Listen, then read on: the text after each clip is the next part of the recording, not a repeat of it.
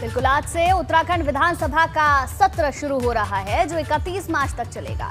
सत्र को लेकर सभी तैयारियां पूरी कर ली गई हैं। आपको बता दें कि उत्तराखंड की पंचम विधानसभा के लिए गठित सरकार का ये पहला सत्र है, जिसको लेकर सोमवार को विधानसभा में कार्य मंत्रणा की बैठक आहूत की गई और साथ ही विधानसभा अध्यक्ष रितु खंडूरी की अध्यक्षता में हुई कार्य मंत्रणा की बैठक में सत्र को लेकर चर्चा की गई। आज बजट सत्र के पहले दिन राज्यपाल का अभिभाषण होगा और इसके बाद 21,000 करोड़ का लेखानुदान सदन में पेश किया जाएगा। बिल्कुल, लेकिन अनु, बड़ी बात यह है कि सत्र आज से शुरू हो रहा है, लेकिन अभी तक विभागों का बंटवारा नहीं हुआ है। तो देखिए, जहां 23 तारीख को ही पूरे जो कैबिनेट है और मुख्यमंत्री है उन्होंने शपथ ले ली थी और इसके 2 दिन बाद उत्तर प्रदेश में शपथ ग्रहण हुआ, लेकिन उत्तर प्रदेश में कल ही विभागों का बंटवारा हो गया और उत्तराखंड में कब मंत्रियों को उनके विभाग मिलेंगे, कब उन्हें कौन सी जिम्मेदारी दी गई है, इसके बारे में पता चलेगा। ये अभी सार्वजनिक नहीं हुआ है और इसे लेकर कहा जा रहा है कि लगातार चर्चा मंथन चल रहा है।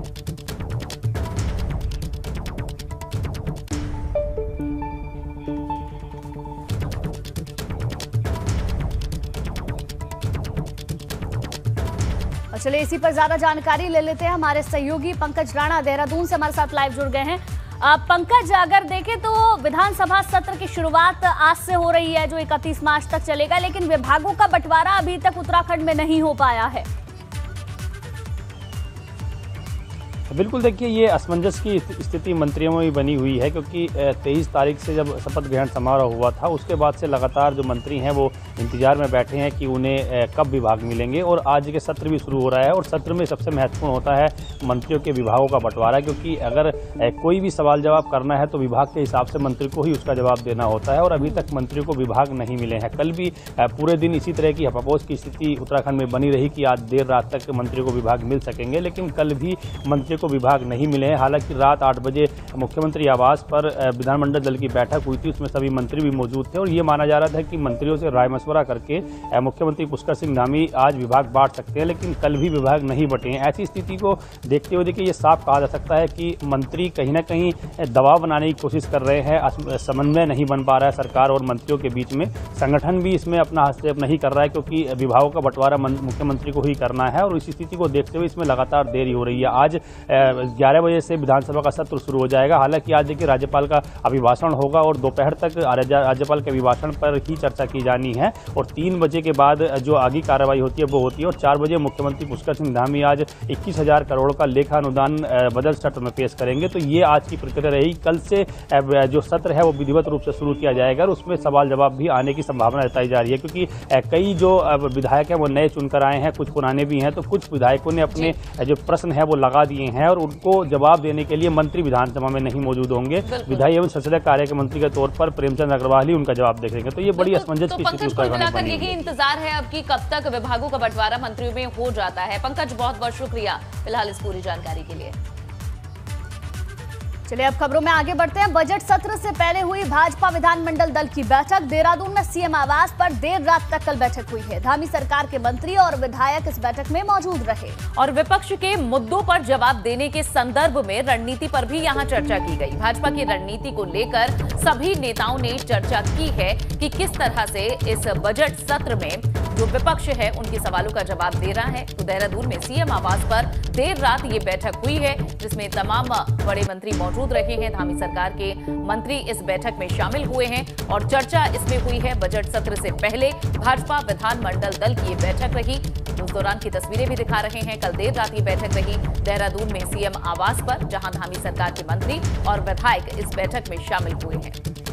बिल्कुल, क्योंकि सत्र की शुरुआत आज से होनी है। कौन से मुद्दे रहेंगे, विपक्ष के मुद्दों पर किस तरीके से जवाब देना है, इन तमाम पहलुओं को लेकर विधानमंडल की ये बैठक बेहद महत्वपूर्ण जो कल देर रात तक चली। धामी सरकार के मंत्री विधायक इस दौरान मौजूद रहे। आज से अब सत्र की शुरुआत होगी। देखना होता है किन मुद्दों को विपक्ष की ओर से उठाया जाता है, किन मुद्दों पर क्या बातचीत सदन में होती है।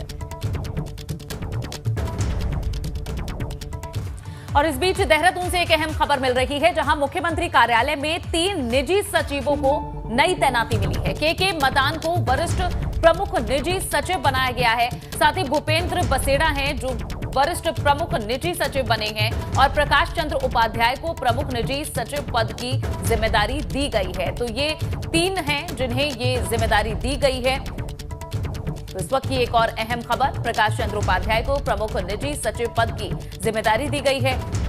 इनके अलावा 2 और नाम और चेहरे शामिल हैं जिन्हें जिम्मेदारियां दी गई हैं। तो मुख्यमंत्री कार्यालय में 3 निजी सचिवों को नई तैनाती मिली है, जिसमें के मदान जो कि वरिष्ठ प्रमुख निजी सचिव बनाए गए हैं। वहीं एक तरफ आज से विधानसभा सत्र शुरू हो रहा है और दूसरी तरफ विधानसभा में कौन होगा नेता प्रतिपक्ष, इस पर अभी भी सस्पेंस बरकरार है। आपको बता दें कि कांग्रेस की विधायक दल की बैठक में नेता प्रतिपक्ष का नाम नहीं तय हो पाया है। अब कांग्रेस हाईकमान नेता प्रतिपक्ष का नाम तय करेगा। बिल्कुल, कांग्रेस प्रदेश प्रभारी देवेंद्र यादव विधायक दल की बैठक की रिपोर्ट हाईकमान को सौंपेंगे। सत्र शुरू होने से पहले नेता प्रतिपक्ष का ऐलान होगा, ऐसी उम्मीद जताई जा रही है। एक और अहम खबर, जहां आलाकमान नेता प्रतिपक्ष का नाम तय करेगा। और विधानसभा में कौन हमारा लीडर हो, कांग्रेस का नेतृत्व तो कौन करे, उसी सब को लेकर सभी ने एक मत से ये फैसला किया है कि कांग्रेस लेजिस्लेटिव पार्टी को विधानसभा में कौन लीड करे, उसके लिए माननीय सोनिया गांधी जी जो हमारी राष्ट्रीय अध्यक्षा हैं, उनको ऑथराइज किया गया है। और उसमें सभी की, हमारे सभी सीनियर और जो नए साथी हैं, उनकी ये सहमति के साथ ये फैसला किया गया है। तो देखिए, जहां कांग्रेस के पास इस वक्त बड़ी जिम्मेदारी है और विपक्ष की भूमिका अहम रहती है, लेकिन सत्र की शुरुआत होने वाली है, लेकिन अभी तक नेता प्रतिपक्ष कौन होगा ये कांग्रेस तय नहीं कर पाई है। हालांकि इससे पहले अपनी हार को लेकर मंथन कांग्रेस ने लगातार किया है, लेकिन विधायक दल की बैठक में नाम तय ना हो पाना भी एक ये संकेत है कि बहुत ज्यादा क्लैरिटी, गुंजन अभी लगता है कि कांग्रेस के भीतर नहीं है, जहां से सत्र ये शुरू हो रहा है। अनु, कांग्रेस के अंदर भी क्लैरिटी नजर नहीं आती, क्योंकि एक तरफ नेता प्रतिपक्ष के नाम को लेकर अभी भी सस्पेंस बरकरार है, दूसरी तरफ आप सत्ता पक्ष को देखें तो वहां अभी तक मंत्रियों के विभागों का कुछ अता पता नहीं है। ऐसे में सत्र किस तरीके से चलेगा, कार्यवाही सदन की किस तरीके से चलेगी, ये देखने वाली बात होगी। अब हालांकि कहा यह जा रहा है कि सत्र की शुरुआत से पहले नाम सामने आ जाएगा, ऐलान की उम्मीद है। आलाकमान को ही ये फैसला करना है, तो थोड़ा सा इंतजार करना होगा, देखने वाली बात होगी कि आखिर कौन होगा नेता प्रतिपक्ष। बिल्कुल, और देखिए ये भी देखा जाता है कि जब जो स्थानीय नेतृत्व है, जब वो फैसला नहीं कर पाता, तब आलाकमान को बीच में आना पड़ता है। जब कोई फैसला नहीं हो पाता है, किसी बात को लेकर तालमेल सामंजस्य नहीं बन पाता है, तब आलाकमान की भूमिका देखी जाती है। तो ऐसे में ये संदेश इससे भी लिया जा सकता है कि बैठकें तो हुई, लेकिन यहाँ भी फैसला नहीं हो पाया। और रवि कैंतुरा हमारे संवाददाता और ज्यादा जानकारी देंगे। रवि, सत्र शुरू हो रहा है, लेकिन अभी तक नेता प्रतिपक्ष का ही अता पता नहीं। जी बिल्कुल, देखिए क्योंकि जो कल बैठक हुई थी विधायकों की, उसमें माना जा रहा था कि नेता प्रतिपक्ष तय हो जाएगा, लेकिन ऐसा नहीं हुआ और आखिरी जो फैसला है वो हाईकमान पर छोड़ दिया गया है। तो अभी हाईकमान की ओर से भी ये भी माना जा रहा था कि देर रात तक ये जिम्मेदारी किसी को दी जाएगी, लेकिन अभी तक कोई फैसला नहीं हुआ है और ऐसे में फैसले का ही इंतजार है। हालांकि जब विधानसभा सत्र शुरू होगा तो उसी वक्त, चाहे हम निवर्तमान नेता प्रतिपक्ष प्रीतम सिंह की बात करें, तो वो ही अपनी भूमिका इस वक्त निभा सकते हैं, या फिर किसी सीनियर विधायक को ये जिम्मेदारी दी जा सकती है जो नेता प्रतिपक्ष की भूमिका निभाए। तो फिलहाल अभी तक कोई आदेश जो है हाईकमान की ओर से जारी नहीं हुआ है। ऐसे में सभी को इंतजार है कि कांग्रेस का नेता प्रतिपक्ष आखिर किसे चुना जाएगा। इसके पीछे कई कारण हो सकते हैं, क्योंकि जो विधायक दल की बैठक हुई है उसमें भी एक सहमति नहीं बनी है। ऐसे में राष्ट्रीय अध्यक्ष सोनिया गांधी ही को ही अब अधिकृत किया गया है कि वही एक नाम पर मोहर लगाएंगे। जी रवि, क्या इसका कारण ये है कि बहुत ज्यादा नाम रेस में है, या फिर क्या वजह है, या कोई जिम्मेदारी लेने को तैयार नहीं? जी देखिए, 3 से 4 नाम रेस में है। चाहे हम प्रीतम सिंह की बात करें, वो एक बार फिर से रिपीट होना चाहते हैं जिस तरीके की जानकारी है। इसके अलावा हम बात करें तो धारचूला से विधायक है हरीश धामी, वो भी लगातार जीत कर आए हैं, उनकी भी दावेदारी है। यशपाल आ रहे हैं बाजपुर से, उनकी भी दावेदारी है। हालांकि कोई खुलकर बोलने के लिए इस पर तैयार नहीं है और सबका यही कहना है कि हाईकमान जो अंतिम फैसला लेगा। लेकिन इतना जरूर है कि विधायक दल की बैठक में अगर एक रायशुमारी और एक सहमति अगर बन जाती तो शायद एक नाम पर मोहर लगना तय था, लेकिन फिलहाल अभी ऐसा नहीं हुआ है। इसी वजह से अभी जो हाईकमान है वो इस पर भी मंथन कर रहा है कि जिस भी एक नाम को फाइनल किया जाएगा, सभी लोगों की उसमें सहमति बनी रहे। बिल्कुल, अब इंतजार रहेगा रवि कि आखिर कब तक नेता प्रतिपक्ष कौन होगा, इसका खुलासा हो पाता है, इस पर फैसला हो पाता है। शुक्रिया आपका जानकारी के लिए। बढ़ेंगे आगे देहरादून से खबर, जहां मुख्यमंत्री ने शिक्षा निदेशक पर कार्रवाई की है। यहां सीमा जौनसारी को किया गया है अब कार्यमुक्त। कुंवर को अब इसकी जिम्मेदारी सौंपी गई है। मुफ्त टैबलेट योजना में हीला हवाले की वजह से ये गाज उन पर गिरी है। बिल्कुल, तो ये बड़ी जानकारी आपको दे दें, मुख्यमंत्री ने शिक्षा निदेशक पर बड़ी कार्रवाई की है। देहरादून से खबर आपको बता रहे हैं, सीमा जौनसारी को पदमुक्त किया गया है और कुंवर को फिर से नई जिम्मेदारी सौंपी गई है। मुफ्त टैबलेट योजना में हीला हवाली की वजह से ये गाज गिरी है और उसके बाद ये कार्रवाई की गई है। चलिए खबरों में आगे बढ़ते हैं। आज से विधानसभा सत्र शुरू हो रहा है, लेकिन अब तक मंत्रियों को उनके विभाग नहीं मिले हैं। धामी सरकार के मंत्रियों को उनके विभागों का इंतजार है। बताया जा रहा है कि विधानसभा सत्र के बाद पोर्टफोलियो बढ़ सकते हैं। सबसे बड़ा सवाल यही है कि आखिर मंत्रियों को उनके विभाग बांटने में इतनी देरी क्यों हो रही है। आपको बता दें कि उत्तराखंड में सरकार गठन 23 मार्च को ही हुआ था, लेकिन अभी तक मंत्रियों को उनके विभागों का बंटवारा नहीं हुआ है।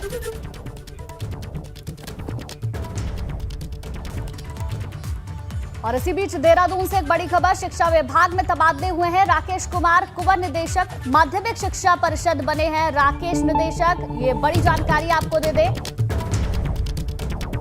शिक्षा विभाग में बड़े तबादले किए गए हैं। राकेश कुमार कुंवर निदेशक बने हैं माध्यमिक शिक्षा। पहले राकेश निदेशक अकादमिक शोध प्रशिक्षण थे, अब कुछ तबादले किए गए हैं। बिल्कुल, देखिए पहले उनके पास जो जिम्मेदारी थी वो निदेशक अकादमी शोध प्रशिक्षण की थी और अब इन्हें निदेशक माध्यमिक शिक्षा परिषद बनाया गया है। तो इस तरह के कुछ बदलाव किए गए हैं।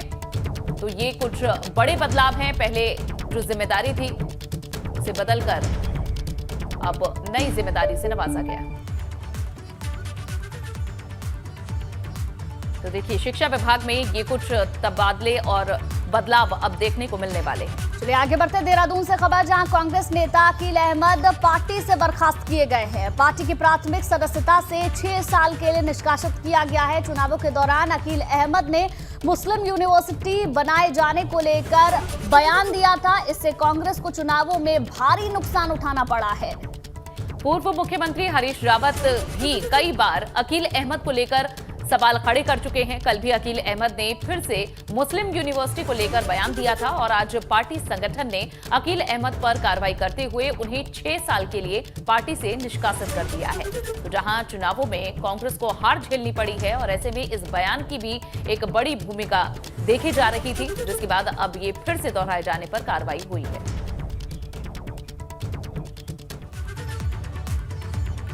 अब बढ़ेंगे आगे। अंतर्राष्ट्रीय डेफ ओलंपिक में 10 मीटर की एयर राइफल शूटिंग प्रतियोगिता ब्राजील के लिए रुड़की के शौर्य सैनी का चयन हुआ है, जिसे लेकर परिवार और शहरवासियों में खुशी का माहौल नजर आ रहा है।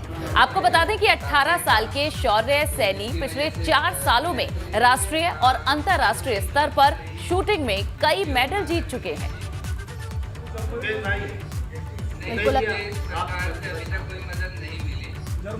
आगे मैं कोशिश करूँगा कि एक सोने का पदक मिल जाए। तो बहुत खुशी है कि मैं आगे और मेहनत करूँ, क्योंकि अभी मेरे पास 1 महीना और बचा है। उसी में मैं खूब ट्रेनिंग करूँ कि हमें ये मदद चाहिए कि मेरी जो किट और राइफ़ल है वो पुरानी हो चुकी है 4 साल। मैं ये चाहता हूँ कि अब जो अच्छी सी राइफ़ल और नई किट मिल जाए तो उससे मुझे और कुछ फ़ायदा मिलेगा। चलिए आगे बढ़ते हैं। पौड़ी थैलीसैंड में शराब के नशे में धुत सरकारी स्कूल के प्रधानाचार्य पर शिक्षा विभाग ने जांच बैठा दी है। वीडियो का संज्ञान शिक्षा विभाग के अपर निदेशक माध्यमिक शिक्षा गढ़वाल मंडल और मुख्य शिक्षा अधिकारी ने लिया है।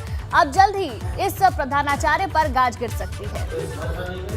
दरअसल नशे में धुत प्रधानाचार्य का वायरल वीडियो राजकीय प्राथमिक विद्यालय कुडेत का बताया जा रहा है, जहां प्रधानाचार्य स्कूली बच्चों को भी नशे की हालत में ही पढ़ा रहे हैं। और यही वीडियो है जो वायरल हुआ, आप देख सकते हैं। न ठीक ढंग से कपड़े पहने हैं और नशे की हालत में ही क्लासरूम में बच्चों के सामने ये प्रधानाचार्य मौजूद हैं। और देखिए नशे की हालत में पूरे समय स्कूल के अंदर रहना अब भारी पड़ा है इन पर। बढ़ते हैं आगे। ऋषिकेश से एक वरिष्ठ संत ने आश्रम में मुसलमानों की ओर से नमाज पढ़े जाने का मामला अब तूल पकड़ता जा रहा है, जिसके बाद धर्मनगरी हरिद्वार के संतों ने ऋषिकेश के संत का विरोध करना शुरू कर दिया है। संतों का साफ कहना है कि ये संत सनातन धर्म संस्कृति का अपमान कर रहा है।